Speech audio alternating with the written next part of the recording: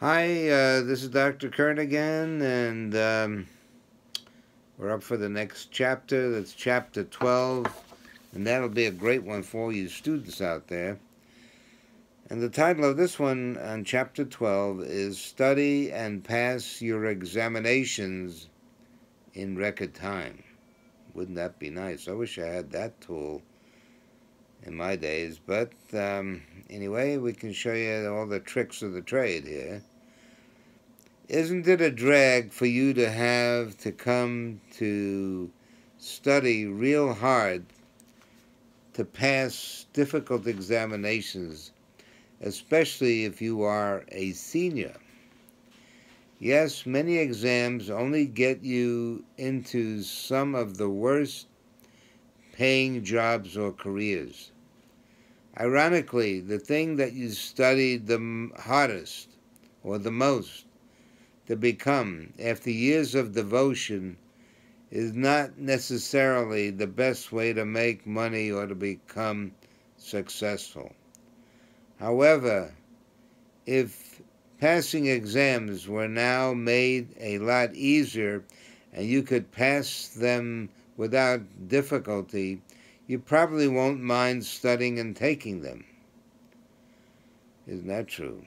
So wouldn't it be nice if you could somehow transfer unlimited information into your mind and then retrieve it effortlessly? You say, dream on.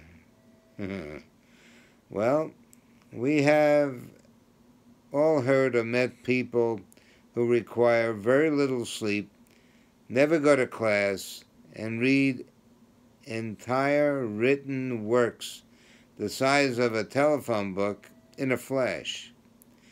They flip through the pages as though they were fanning themselves to keep cool on a hot summer day. Generally speaking, if you have to do anything that takes up lots of your precious time and is mentally taxing, you should perhaps carefully research all the ways to beat the system. You must do it effortlessly, enjoyably, and in the least amount of time. You must have a plan or formula at your fingertips that simply works.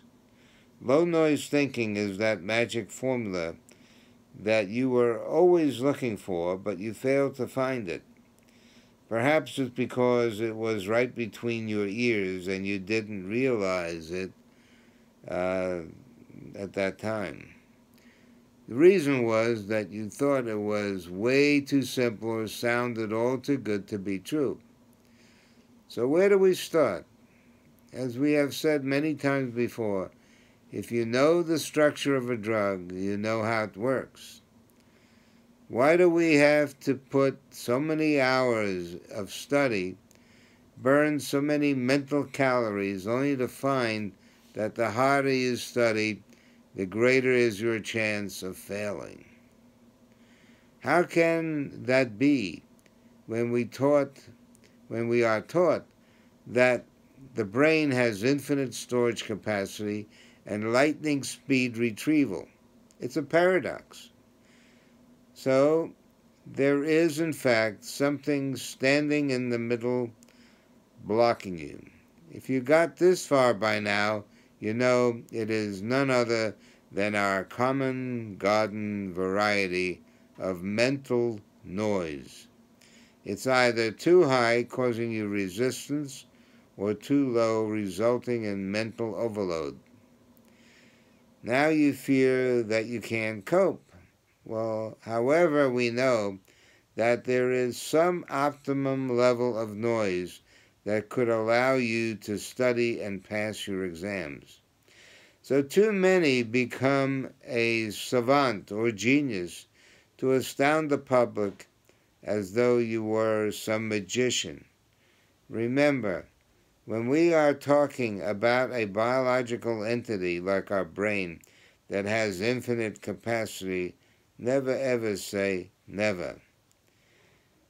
In the chapters to come, I will provide you with a number of exercises which you can practice and perform to lower or increase your ambient mental noise. Now you can see why there has been a glut of meditation gurus to teach you to meditate. That's okay, but without you knowing or being taught the imagery, the psychodynamics, and the physiology behind meditation, and the thousands of other methods you have not heard of, none of them will really work for long. Your mind is a problem-solving, goal-oriented, target-seeking missile. Without a target, it behaves like a ship without a rudder, or as a bull in a china shop crashing noisily into everything. By definition, only our infinitely resourceful mind has the self-regulatory power to effortlessly steer itself out of troubled, noisy waters. So as we approach the speed of light, or merely the thought of infinity, strange things begin to happen. The rules of the road now really start to change, as Albert Einstein predicted by his formula E=mc squared. Theory of relativity was it called. It is time warp. It is this time warp that will allow you to do the uncanny mind tricks, the likes of a savant. Well, that's a lot of stuff there. So next we are headed for Chapter 13, Noise and the Eidetic Mind and Memory of a Child. Okay, that's an exciting topic, and it goes hand in hand with learning for a student. So, Chapter 13, we'll see you then.